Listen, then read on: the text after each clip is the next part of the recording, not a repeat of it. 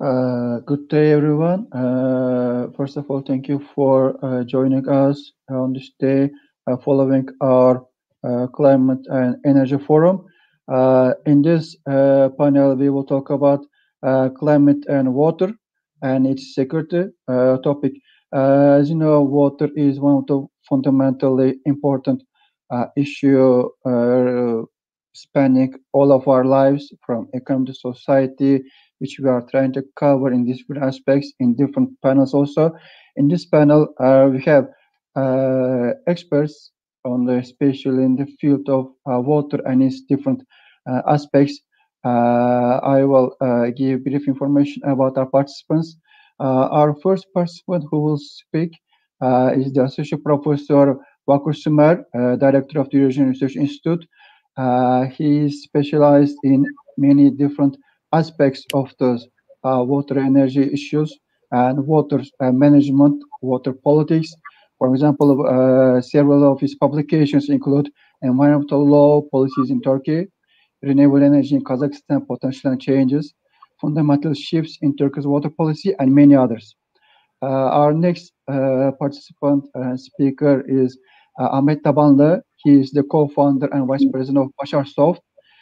They're specializing in mostly developing solutions in GIS, Geographic Information Systems, and they have expertise on many spheres, producing the softwares, products ranging from electricity, water, sewer, and gas distribution. They also offer solutions and recommendations to governments, ministries, especially in energy, environment, transportation, and other issues.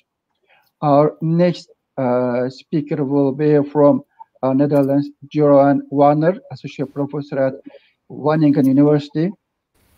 His specialties include mostly climate change and adaptation strategies, power, hydropolitics, and water independence.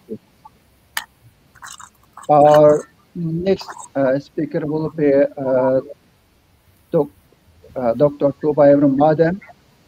She's policy development coordinator in Turkish Research Institute policy. She is an expert on water politics, transborder water issues, and environmental politics.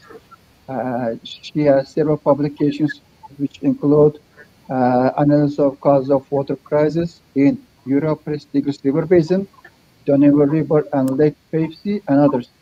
So, as we all know that water has different issues, different aspects. On this panel, we will speak about the management and the association between water and energy for different topics and different regions. So I want to give the floor to our first speaker, Associate Professor Vakur Sümer. Please, go ahead. Thank you so much, Mr. Zhanaltay, dear moderator. I'm very happy to speak on this panel, which has been attended by a number of distinguished experts. So I'm going to talk about Central Asia and the climate change impacts in Central Asia. As we all know, Central Asia is a landlocked region with wide-ranging climate regimes, from arid deserts to mountains with heavy precipitation, and contrasts have been observed both within and across the region's individual countries as well. For example, while much of the Kyrgyzstan is considered a moderate climate zone, with 70% of land above 2,000 meters in elevation, in altitude, receiving heavy rainfalls, the country overall is also highly drought-prone. By contrast, Tajikistan is mostly subtropical and semi-arid, with half of the country sitting at elevations above 3,000 meters, while 80% of Turkmenistan is flat desert. So, as you have seen, there is a significant variation in terms of climate and topography. So we should bear in mind that the impact of climate change is also varying to a great extent. And what projected changes can we expect in Central Asia in this century?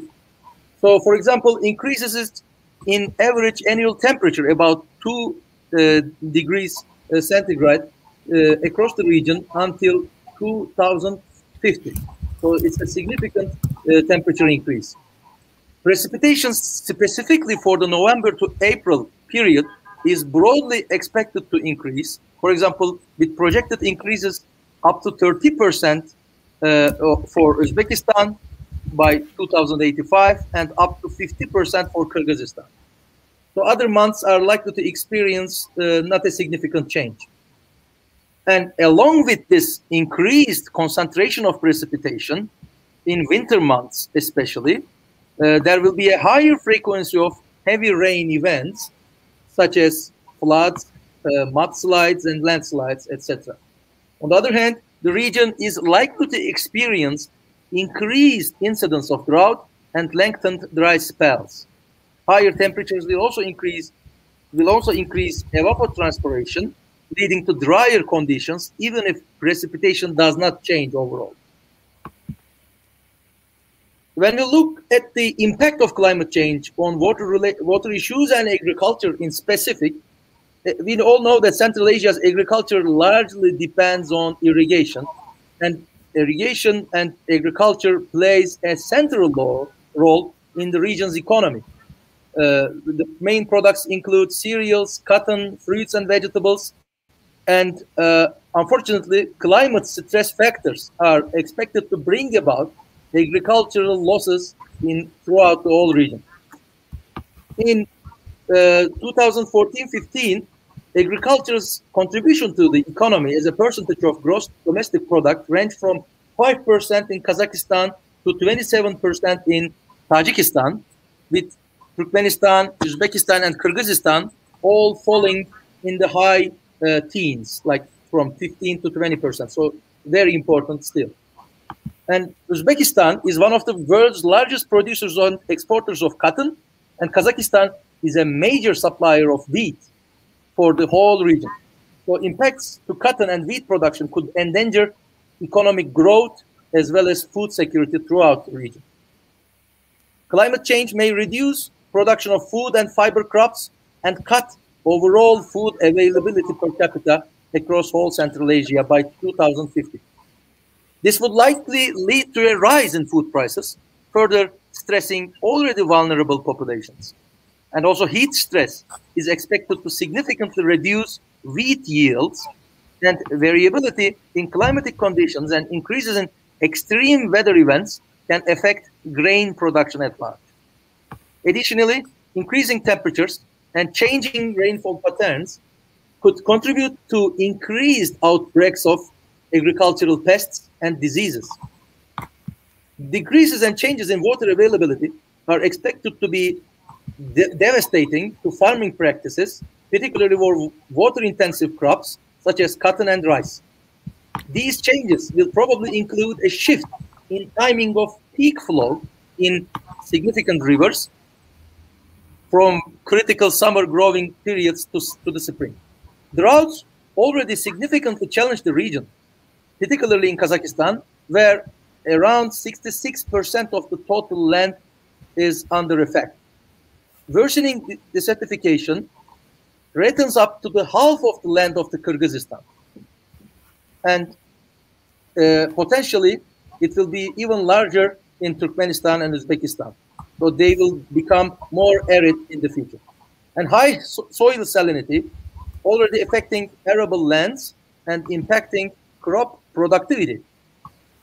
On the other hand, livestock production and the traditional agro-pastoral grazing systems critical throughout Central Asia region will also face significant consequences due to climate variability and changes.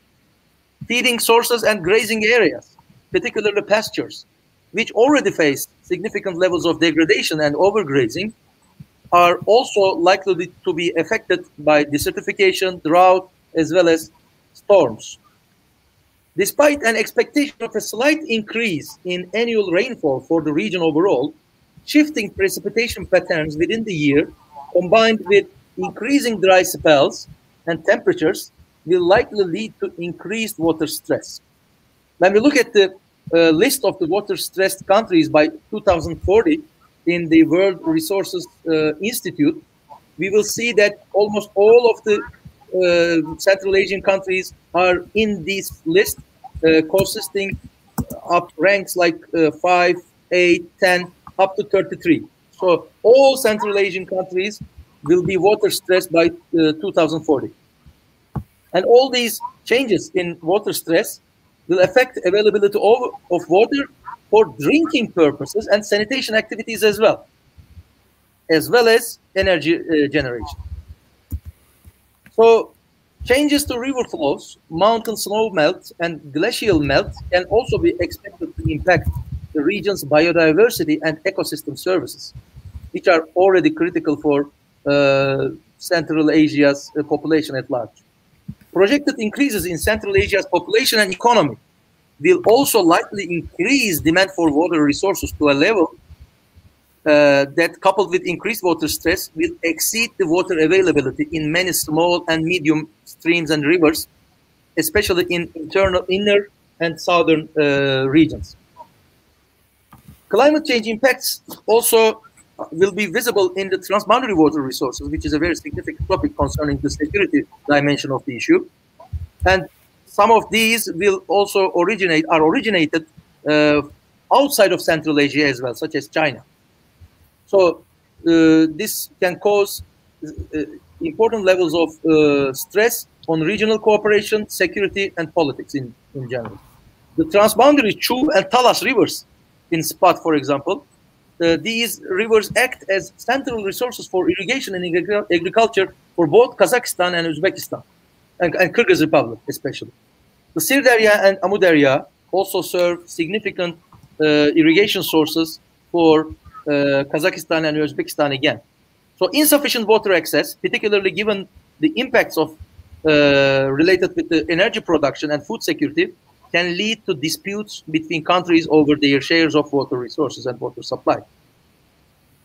Related with the health, poverty and hunger present major challenges across the region, particularly in Tajikistan and also parts of the Kyrgyzstan.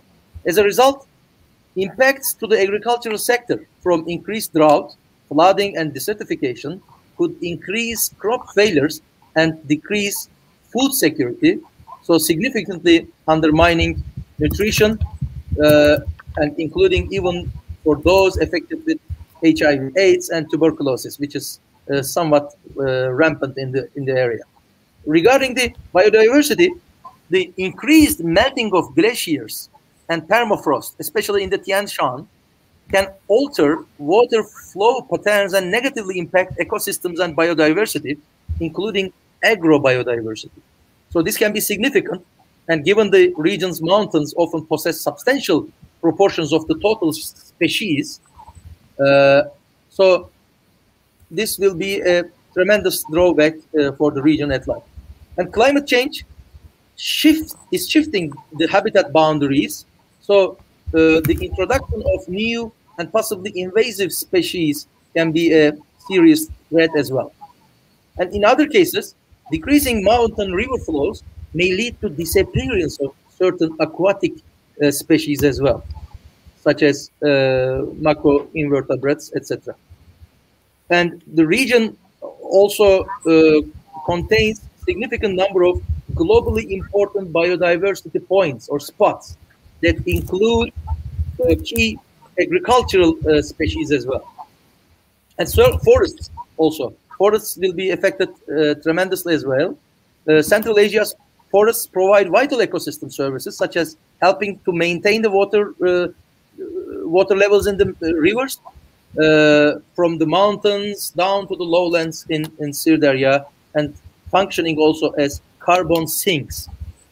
So the increase in forest fires and damage from extreme weather events will serve as critical threats to the region's forests.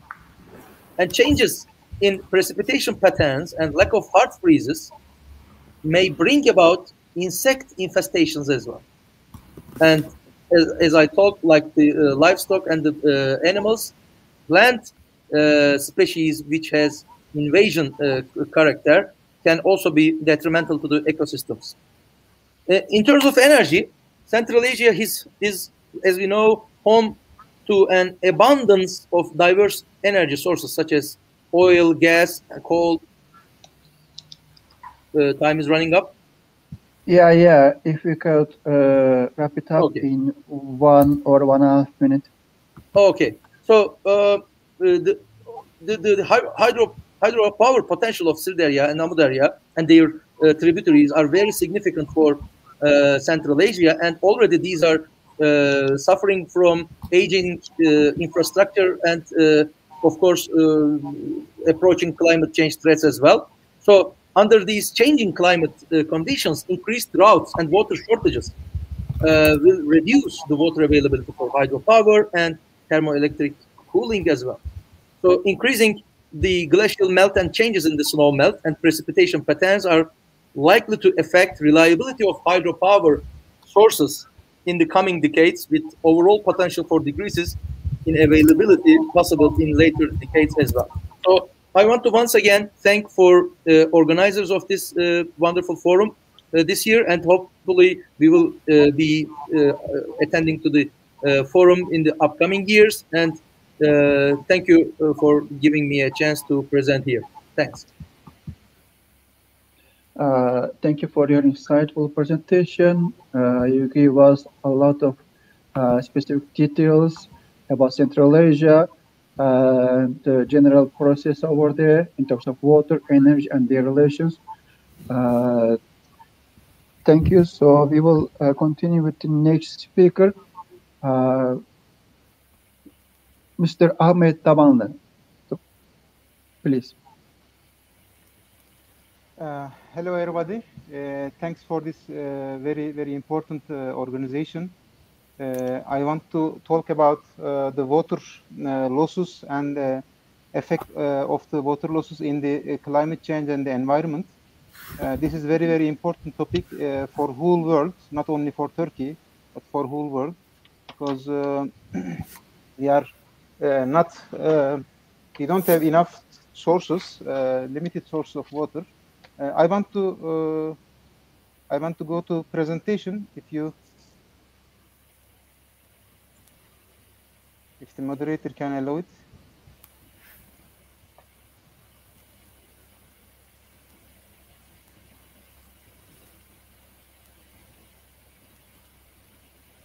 Okay. So I'm an environmental engineer and I'm a PhD student in Eskişehir Technical University. We are working in geographical information system for more than 24 years as a company and as a person. As everybody knows, we have a very limited amount of drinkable, usable water, which is approximately 3% of the whole world, whole water in the world, and it is free. So we use it from nature. I mean, we don't pay to get the water. So we easily lost more than 50% as globally. In Turkey, the Water Directorate, they make a regulation to decrease the water losses to 30% and 25% in the future years. This is a sample screen from a report given by a municipality. It says there are 450 million meter cube per year water is served to the customers. And now there is a discussion, and we have a day for Water Loss Day, which is not good news for the world. It is not like the Valentine's Days or Mother's Days, because we are suffering from, we will suffer from the water losses.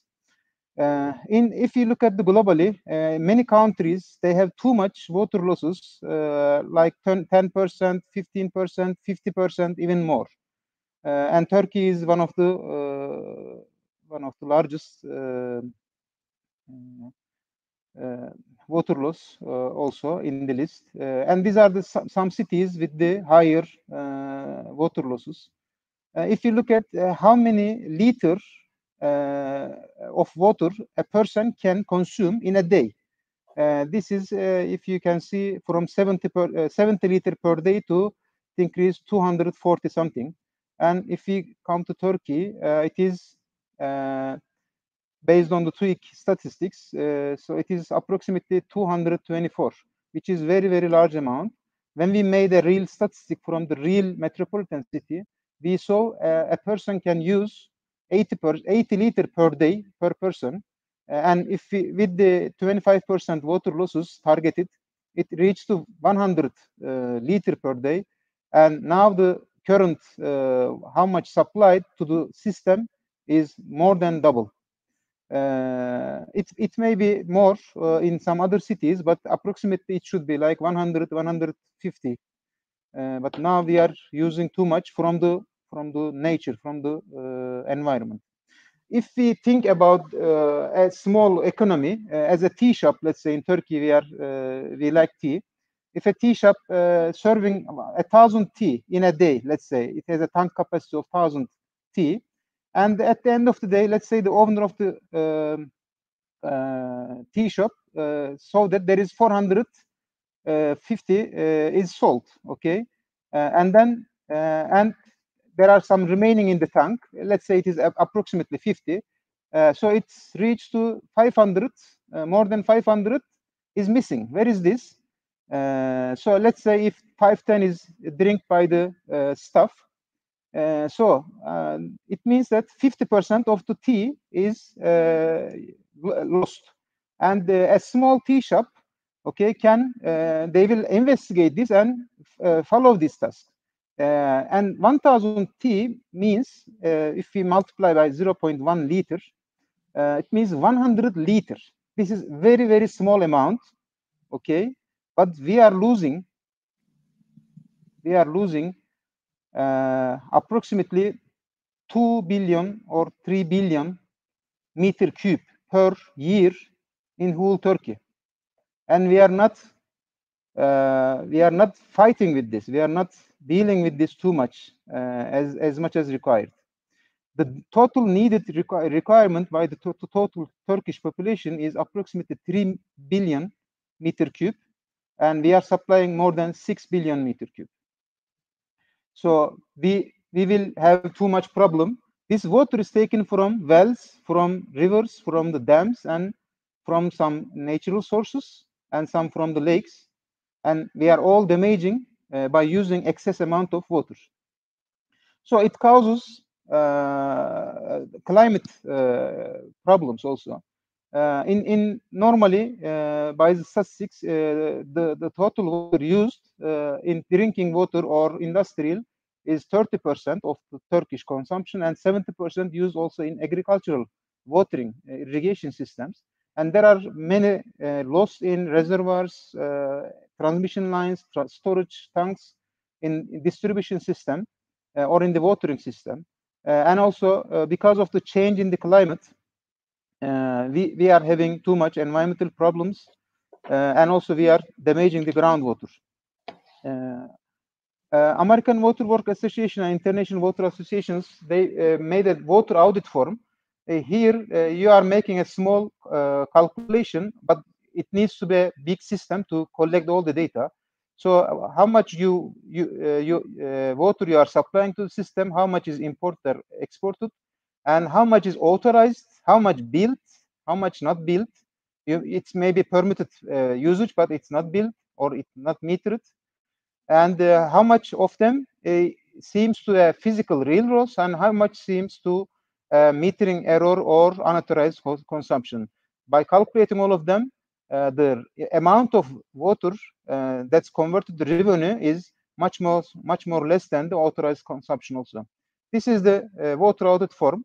To fight with the water leakage, water losses in the cities, in the distribution system, all the assets must be mapped, all the pipes, all the customers, all the failures, all the projects, everything must be mapped and must be visible. And the city should be divided into small zones, small district meeting areas to fight and measure how much is given and how much built.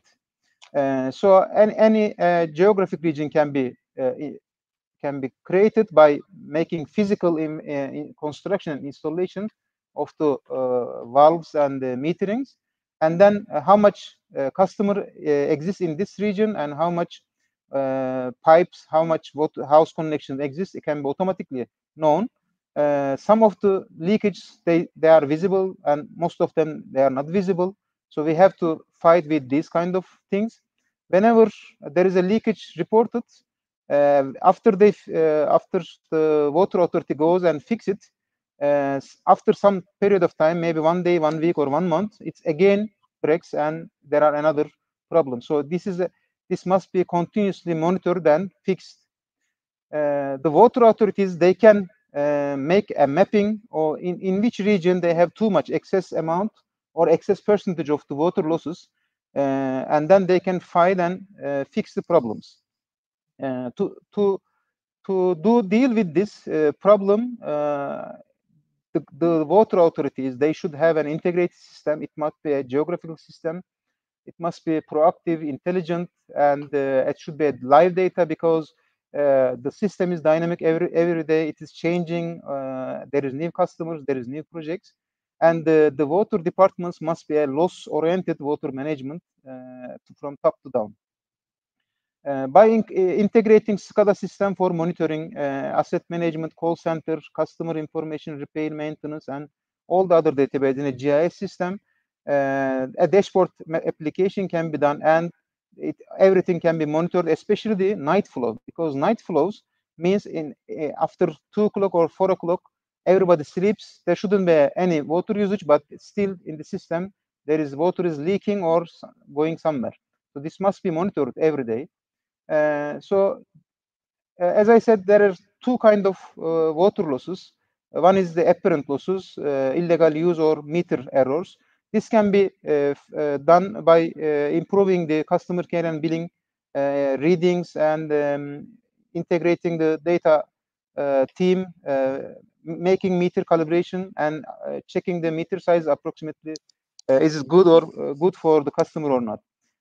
Everything can be checked and this can be decreased. And real water losses, the pressure should be decreased. The repair and maintenance should be made in a proactive manner.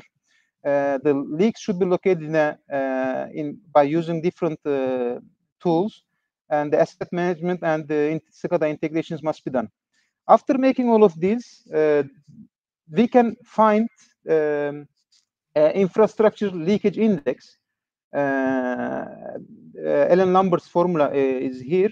The current annual real losses divided to unavoidable real losses, because even if you make too much investment, you cannot avoid some of the losses. So this can be found by this formula, and if it is less than, let's say, 1 or 2, it may be accessible. If it is more than 2, 4, 6, so it means you are not in a good position. So to construct a smaller region to monitor and find the leaks, approximately based on the real constructions, it costs like $10,000 to $20,000 in Turkish conditions, and it saves $5,000 to $30,000 in a month. Return of investment, it is in 1 or 2 months only. And 10 liters per second leakage saving means 25,000 meter cube per month. And if the cost of the water is, let's say, $50, it means $13,000 saving per month. This is very, very important, because the water is pumped by the pumped from river to the city by the pumps. So we need to use electricity, which is also the biggest problem of the water authorities. The same thing actually happens in the field irrigation systems. Sorry. Mr. If you could conclude within 2 minutes, yes, it will be great. Yeah. Okay. Because I am at the end. So the same thing can be done. Monitoring can be done in all the fields. How much is given, how much is required, based on the type of the crops. This must be done, and there shouldn't be an excess amount of water should be given to the fields. So there are also monitoring devices installed on every field. and this irrigation measurements done, and also by scientific methods, which crop needs what kind of how much water and when. This must be also monitored. By monitoring every field and every device, the mapping can be done, and where there is an excess amount of water given can be automatically visible on the screen. If we don't do this, if we continue to use excess water, it will damage the nature. We know every year in the news every day we are seeing that this percentage of water left on the dams. What is the other cost of the excess water usage? We are constructing new costs. We have pumping costs, we have water treatment costs, we have wastewater treatment costs, we have storage costs, we have electricity costs, and also the cost increase due to the larger pipe size, bigger pump capacity, and etc. So when we don't have enough water source, so we construct new dam and another dam and another dam. So it becomes like the dam age, or it's a real damage to the environment and climate. So this is end of my presentation. Thank you for listening, and thank you for the organizer of this event. Thank you very much for your interesting and quite detailed presentation, where we see from a micro perspective, from the TA example to macro perspective, the mapping and what should be done practically in the field, which we rarely see mainly in these topics. So thank you for your presentation. The next, we have the Professor Jeroen Warner. Please, sir. Thank you very much, and thank you, Dr. Vakur, Sümer, and the organizing team for having me on this this conference. So I'm from the Netherlands, and I will also speak to an example from the Netherlands when I will be discussing what is known under various names such as green infrastructure, nature-based solutions, global greening, and I've chosen to talk today to what is known as climate buffers, which can be great and small, from big hydroelectric dams with big reservoirs to much smaller wetlands, all set-asides to tide a region over a period of drought, or as the case may be, flood risk. I hope that you can now see my presentation. If that is the case, then I will continue. So I'm working at Wageningen University in the Netherlands in a group on disaster studies in the social sciences group. We are entering into an agreement with CGIR, the Agricultural Global Network, and CIPRI Sweden, the Security Studies Network, to give we could say, I try to give a realistic assessment of how climate issues can affect security issues, not in a linear sense, not in the sense that climate will cause wars or migration flows, which I think is simply not supported by evidence, but indirectly how various variables may affect the human security as well as state security of various actors involved with climate extremes. Here's an example of how countries are adapting to perceived climate risks by building new dams and labeling them as adaptation strategies. In Pakistan, but many other countries are now building dams specifically legitimized by climate considerations. Sorry. Are you changing the slides? Yes, I was. We're not seeing them. Yeah. Okay, thank you. Okay, thank you. Okay, when I put it on full presentation, then change. It does not change on your screen. Okay, then I better leave it in this mode, and I hope that you can easily see. So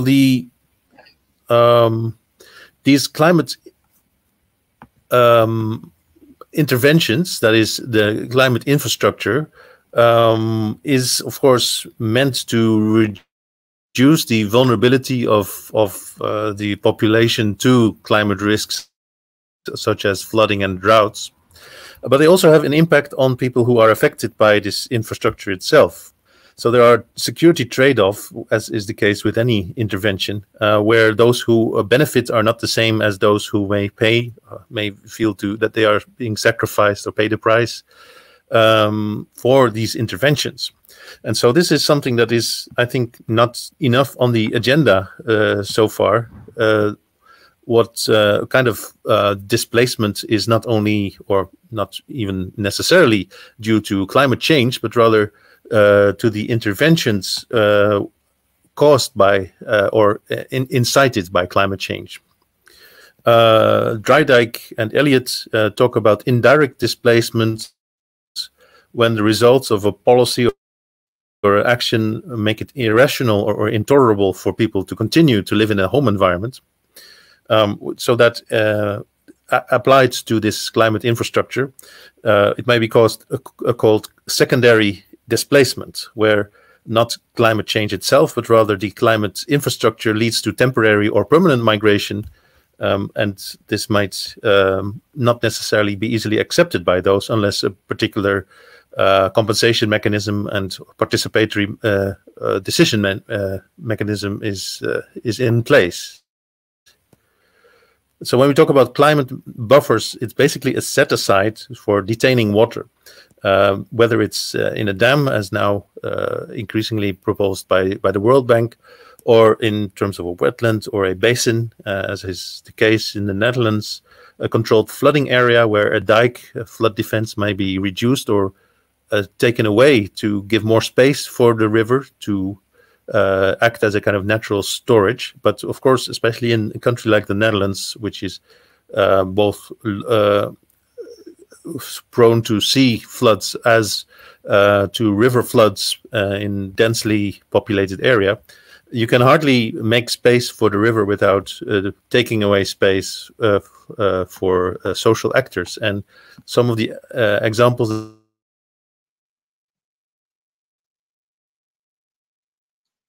that I will give later mentions that we're supposed to make them safer, their area safer for environmental threats or challenges, but people were not agreed with the sacrifices that they were intended to make the country safer downstream. We may observe a paradigm shift in the type of technologies and interventions that are made for the safety of people. Of course, in the 20th century, technology was basically one way, in a sense that it was supporting a hydraulic mission of development to bring water and electricity to people. Very much top-down, closed technology, strong on technology and centralized in its management, and very much focused on increasing supplies.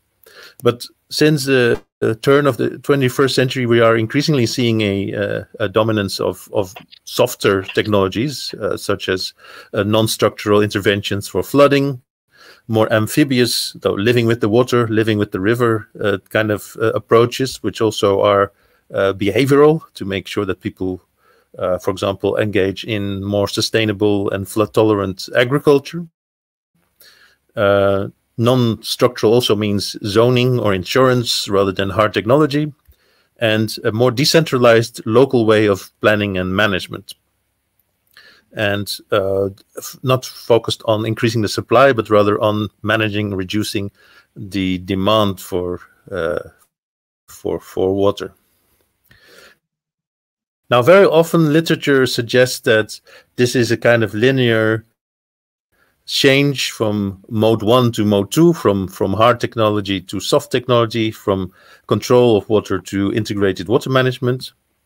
Of course, the dams were for a long time symbolic of development in development states, a way to reshape or reform and centralize territories. But this literature that I was mentioning suggests that there was a kind of lock-in in which this technology did no longer serve, or at least optimally serve its purpose. Basins are closing, dams are filling up with silt or have become less functional, also socially contested. And so that is supposed to have led from a linear shift from hard to soft technology. But as we see in practice, that is not necessarily the case. I would argue that there is a simultaneous hard and soft term that sometimes can clash with each other. A good example, I think, is the recent controversy over day zero. That was the day that the water was supposed to run out in Cape Town after 3 years of exceptional droughts in South Africa. So Cape Town is a tourist, very beautiful city on the coast, which was, especially the middle class, was being threatened with the water being running out from their taps. But the solutions that were proposed were diametrically opposed. The national level ruling party, ANC, for a long time had said that Cape Town should invest in hydropower dams and storage, and was willing to support those investments. But the local level Democratic Alliance leadership said, no, we don't want bigger dams, we want smaller investments such as groundwater and small hydro, and also invest in a change of demand by metering the households, by setting quota if needed on water use, rather than in increasing water supply in an already water-stressed country. So you see that the hard technology proposed by the national level and the soft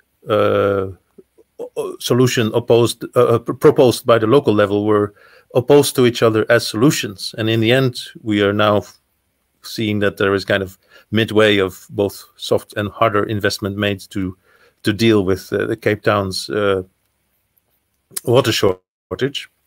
And green infrastructure is taking an important discursive role in that, to increase the security of the residents of Cape Town, but also to increase the sustainability of environmental effects, and so also to make the technology more sustainable for a longer time in the future.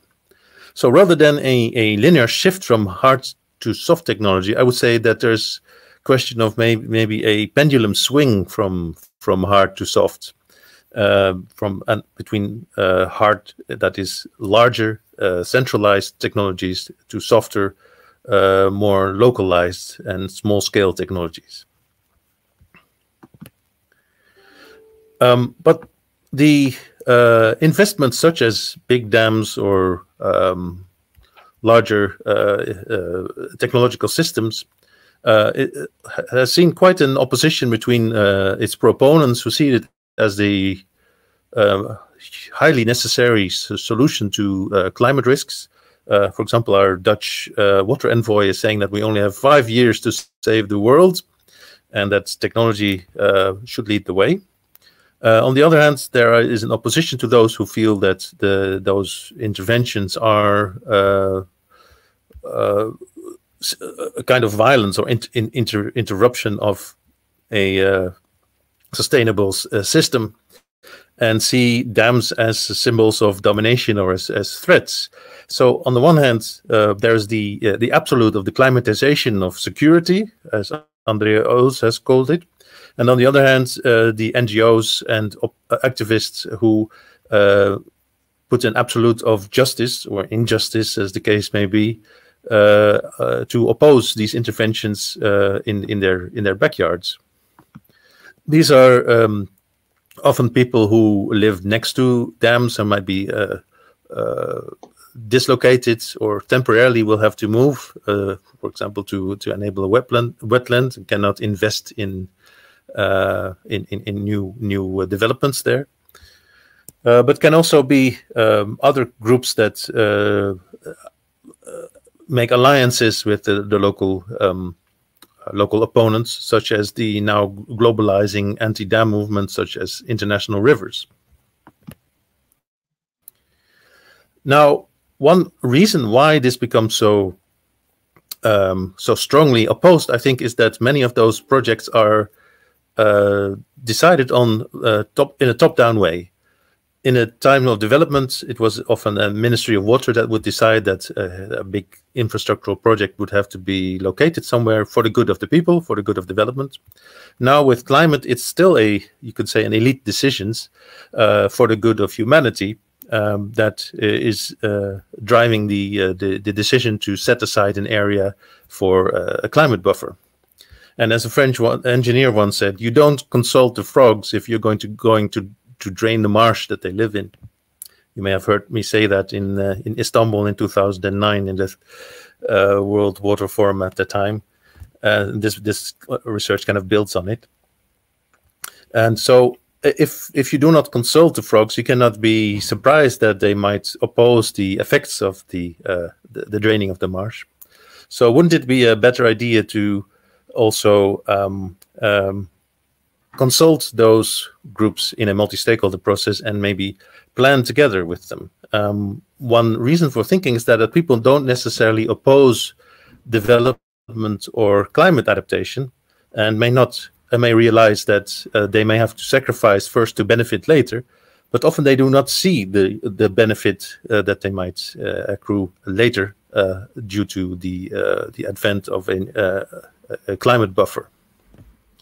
And people are often also not aware of why there might be a reason of what the lock-in is, why other approaches do not work. Here I come to the Dutch environment example. Many people think that the Dutch have always lived below sea level, but that is not the case. In the early years, let's say 2000 years ago, the Netherlands was comfortably above sea level, but due to the way that the land was managed, including the cutting of peat for energy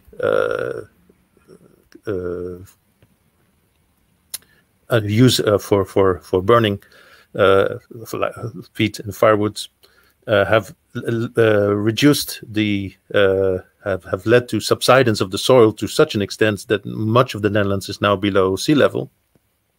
And so building new dams, or in the Netherlands case, new dikes, also increases that or adds to the effect of subsidence. Mr. Jeroen. Yes, yeah. I'm conscious that I should close, and I have only 2 more slides, if that's okay with you. So just saying that the lock-in effect may lead to a necessity for a broader approach, a change of approach that may not be necessarily be understood by those who feel affected by these interventions, such as a controlled flooding area where people successfully managed to protest against the allocation of their area to be flooded in and for them to be evacuated in times of a high flood peak on the River Rhine.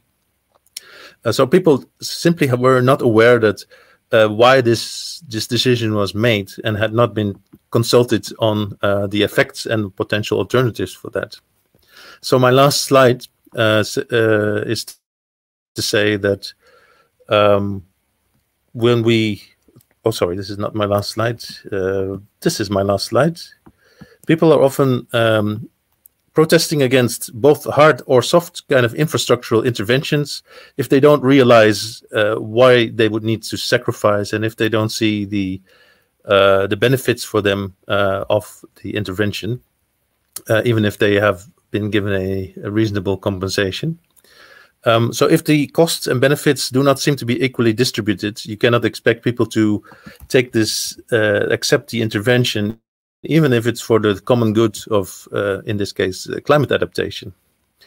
So I think to increase the outcome legitimacy, as well as the process legitimacy, it is important that we make a kind of multi-stakeholder security impact analysis to avoid unnecessary standoffs, which come from maybe a lack of involvement, and acceptance, and understanding of the situation, because people are not necessarily against development or climate greening in their backyards if they are consulted. So this is my final line for this.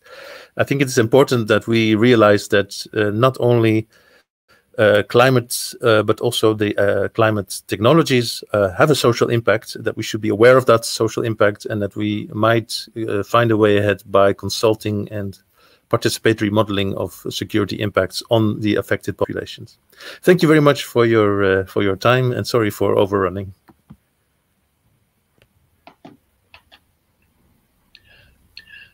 Thank you for your interesting presentation, which allow us to look at from different perspectives. And we managed to look at not as a... I'm hearing my voice twice. Jeroen, can you mute? Yeah.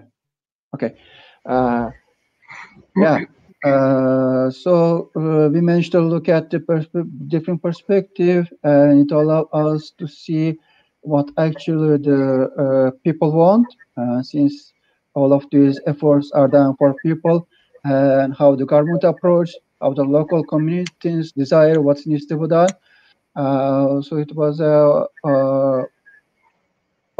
opened our eyes from different perspectives, seeing what the people actually want, and the government perspectives responding on them. Thank you. And our next speaker, Tuğba, Evrim, Maden. I don't want to take too much time. Please go ahead. Good afternoon. Thank you for this opportunity. Also, I want to thank the Dr. Vakur Sümer and the organizer of this event, and Mr. Zhanaltay. Thank you for giving me the floor. Today, I will speak about climate change impact on water resources in general. If I have a time, I will give a brief information regarding the Turkish water status. I will have a presentation. Can you share it? Oh, thank you. I think yes, it's good. Okay. As we all know, our planet Earth has been called the blue planet due to the abundant water on its surface. But how much is actually drinkable? I think this is the question. The distribution of water on Earth's surface is extremely uneven. You can see on the figure, and only 30% of water on the surface is fresh. The remaining resides in the ocean. And 69% of the fresh water resides in glaciers, and the 30% is underground, and less than 1% is located in lakes, swamps, and rivers. Only 1% of the water on the Earth's surface is usable by humans. Water can be used direct and indirect purposes. Direct purposes include bathing, drinking, and cooking, all we know. And the indirect purposes are the use of water in processing wood to make paper, and in producing steel. The bulk of the world's water used for agriculture, energy, and the industry. And these are the factors on. These are the pressure on water quantity and quality. And climate change is one of the greatest challenges of our time, with the significant effects on water resources. While population growth increases the demand of the water, food, and energy, rising incomes and the expanding cities will converge upon a world where the demand for water rises exponentially, while supply becomes more unstable and uncertain. In future, unfortunately, climate change will make matters worse, as we talk during the session. The total quantity of water is likely to decline, thus increasing the scarcity level. The water availability will become more erratic. thus increasing uncertainty and seasonal stress and strains. The increased temperature will reduce water availability further because of higher evaporation rates, while increasing crop water requirements and other water demands. By 2030s, temperatures in the world's hottest, driest, and most water-scarce region are expected to increase more than twice the global average. This is, this is very simple water cycle. Climate change will affect all the elements of the hydrological cycle. The main climate change consequences related to the water resources are increases in temperature, shifts in precipitation patterns, and snow cover, and likely increase in the frequency of flooding and droughts. And these are the events, especially we are living in that situation. Flooding and drought period now are very different when we are comparing with the past. Climate change may also mark the change, the seasonal variation in river flows, and it's very important for the especially hydropower generation. Also, groundwater recharge may also be affected by a reduction in the availability of groundwater for drinking water in some regions. Water scarcity and droughts have severe consequences on most sectors, especially in agriculture, energy, and drinking provision.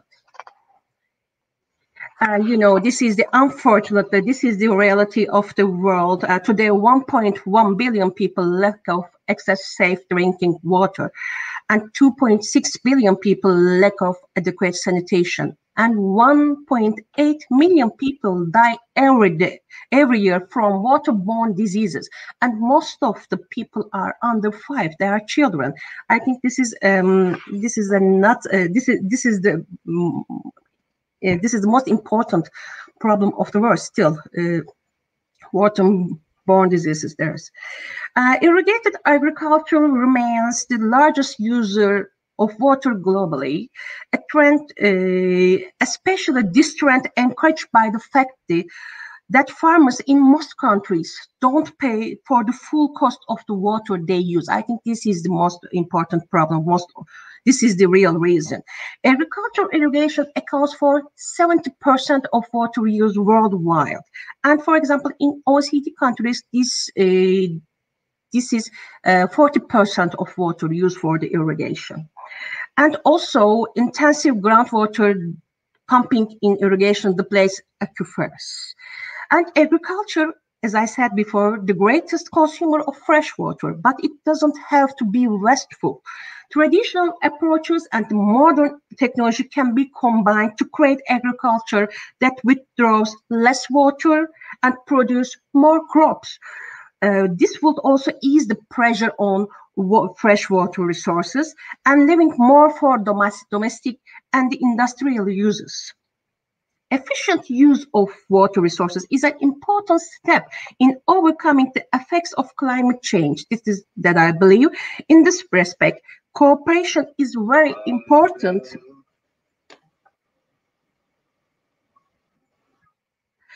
I'm sorry. In this respect, cooperation is very important in the basin level.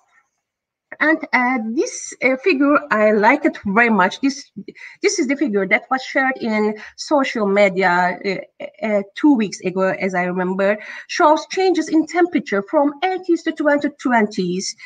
And it shows very clearly the temperature change. It shows very clearly the temperature change in the world.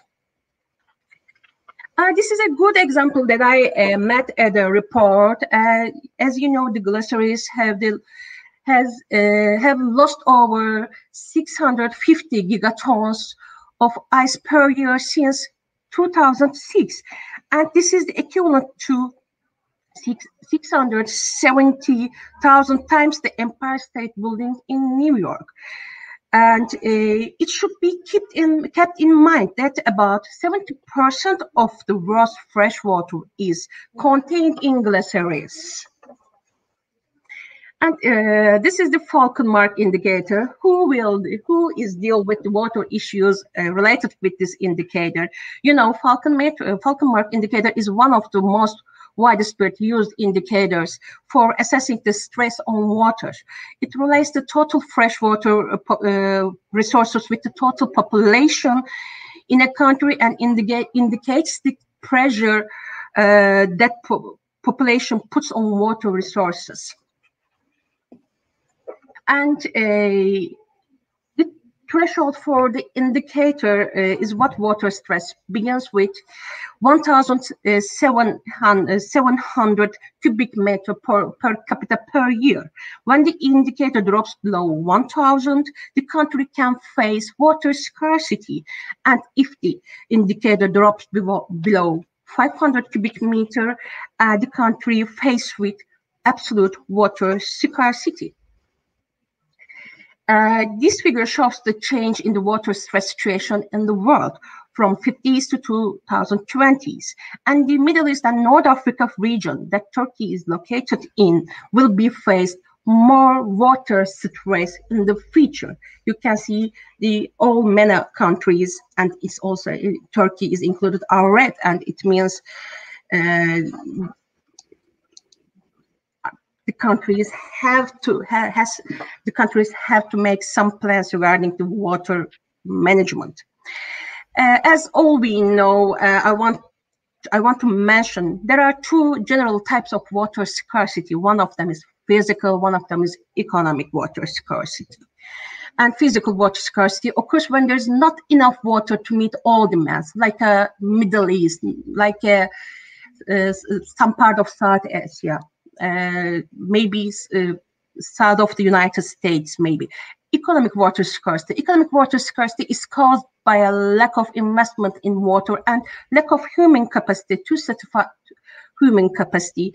And especially in the sub-Saharan Africa, you can see easily there is economic water scarcity. And in FAO numbers, 1.2 billion people lives in physical scarcity regions, and 1.6 billion people face economic water shortage. What about Turkey? I try to be fast. What about Turkey? What is the situation of water? According to overall water budget of Turkey, considering the economic and the technical constraints, annual water potential is only 112 billion cubic meter. And now Turkey uses less than 50% of her water potential. And also, as you know, Turkey, it's projected that, as I said before, the water use in irrigation is very important, and Turkey try to reduce its proportion by 2023. The plan of the Turkey, therefore, water use for irrigation will reduce to 64% by 2023. And Turkey is not a water-rich country, unfortunately. According to the DSI numbers, in 2020, the amount of the water available per capita was 1,346 cubic meter per capita. And considering the Falcon Mark indicator, Turkey is now a water-stressed country. And this is interesting. In January, NSA brought a report titled "Turkey Experiences Intense Drought." The NSA says groundwater storage is below in Turkey. The lack of rainfall in the past 6 months has dramatically reduced. And it's affected, of course, the agriculture. For example, this year in January, because of the lack of enough precipitation in Konya region, farmers had to irrigate it in the dry land farming area. I think this is the most important issue for Turkey, the drought periods. According to the study, climate change studies, the amount of the rainfall forecast for Turkey does not show a stable increasing or decreasing tendency, but there is an irregularity in the precipitation regime. Increasing temperature, all we know, will cause a change in precipitation type. In winter, it will rain more than snow. And all we know, snow is the most important source of water throughout the year. Increased temperatures will cause the snow melt faster in spring, and the floods will be occurred, and groundwater will not be recharged efficiently. This is the Turkey's hydrological basins, in line with the European Union Water Framework Directive. Turkey has 25 hydrological basin. And Dr. Vakur mentioned before, and the transboundary waters, who deal with the water also, who deal with the water like us, also concerned with the transboundary water, and it's a very important issue. Who are the issue for the riparian country? Transboundary waters, the aquifers, lake and rivers basins shared by 2 or more countries, and in the world, 263 transboundary lake and river basins, and it covers almost half of the earth. And 42% of the world population depends on these waters. And what about Turkey? Turkey has 5 transboundary river basins. Marisa River Basin, Çoruh, Kura, Arax, Euphrates, and Tigris, and Asi. Yes, I will teach. Yeah. Could you finalize within 1-2 minutes? Okay. And the flow of the transboundary waters represent 38.8% of the Turkey's total water potential. In addition, these transboundary basins have a large share in the production of hydropower potential of Turkey. And all we know, climate change has no boundaries, and it affects all the region, not only the one country. Climate change impacts on water basins and it affects many sectors, right? As I said before, agriculture, energy, and the fisheries, and etc. Transboundary cooperation adaptation to climate change is necessary to cope with its impacts on the basin. In this sense, Turkey cooperated with her neighbors, riparians, her neighbors, regarding to cope with climate change impacts on water. Thank you very much. Thank you for your attention.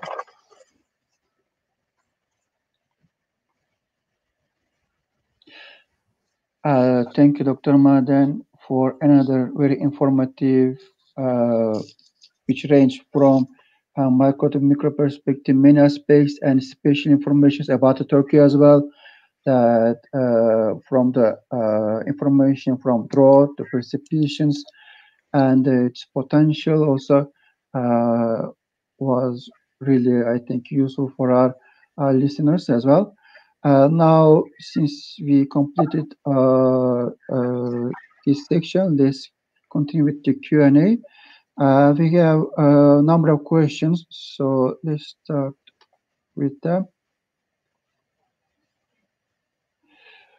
First question comes from Azimjan Kitakunov saying, thank you, Vakur Bey, for the presentation. I have 2 questions. Do regional governments consider climate change as a threat?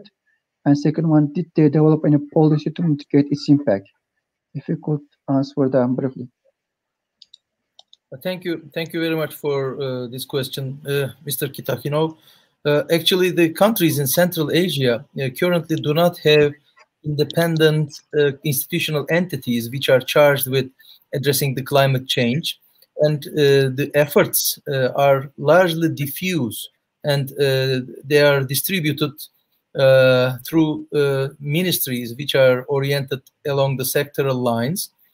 And so some ministries are focusing on the environment, some on natural resources, some on agriculture or energy or infrastructure, but there are no specifically designated institutional capacities or entities for this climate change issues. And of course, governments see this as a threat for the well-being of their societies and economies, but they are somewhat sluggish, in my opinion, in developing significant policies and implementation plans, mainly due to the fact that most of the countries here are locked in, to copy Jeroen's words, in fossil fuel dependency and old types of infrastructure and some kind of a pet dependence to a large extent. It is very costly for them to make some significant transformations required by the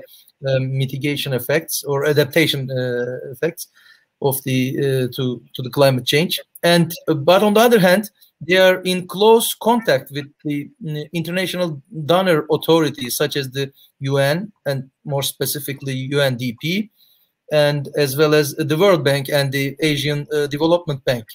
So and also they are increasingly in cooperation with Chinese authorities as well. So we will wait and see whether these efforts will culminate into some discernible results in terms of adaptation and also mitigation. Thank you for your answer. Second question comes from Janet Akyener, asking, is there any possibility to use the dams for only increasing the fresh water reserves instead of electricity generation? I think this question goes for everyone.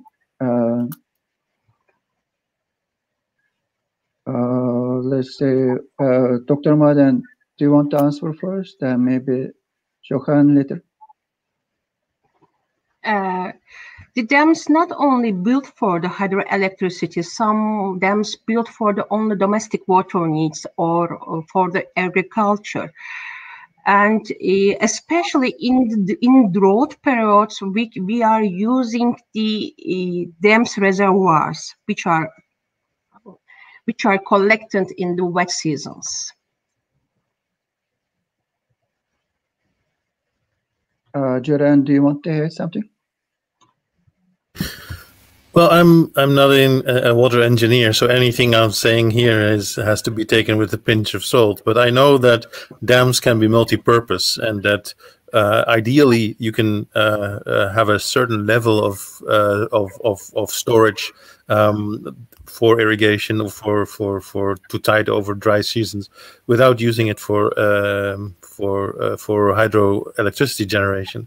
Unfortunately, what I understand about these multi-purpose dams is that sometimes you need everything at the same time, and so the ideal distribution of functions doesn't work so much in practice. But I know it's possible. Thank you. And, may I add something? Yeah, sure. Interestingly, some dams are controversial in terms of even providing fresh water, considering the topography they were built.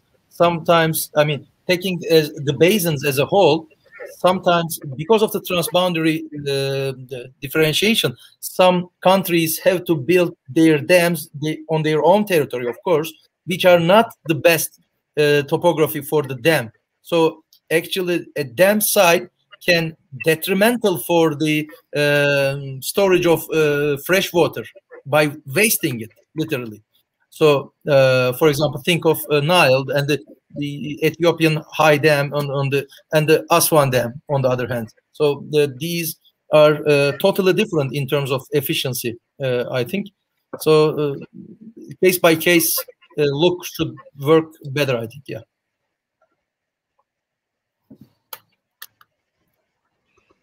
Okay, let's continue with other questions.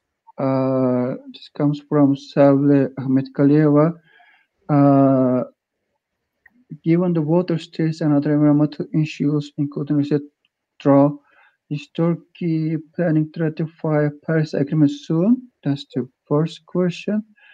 Second question is about what is the way of overcoming freshwater shortage issues, especially in landlocked countries? So we know that Turkey was also experienced a drought season, the last December especially.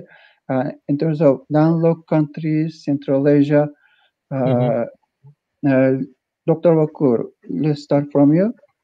Yeah, actually, thank you for this question, Ms. Ahmet Kaliyeva. In Central Asia and elsewhere, which arid conditions prevail, we need to increase the efficiency of water use, definitely, and decrease the levels of waste and wasteful practices.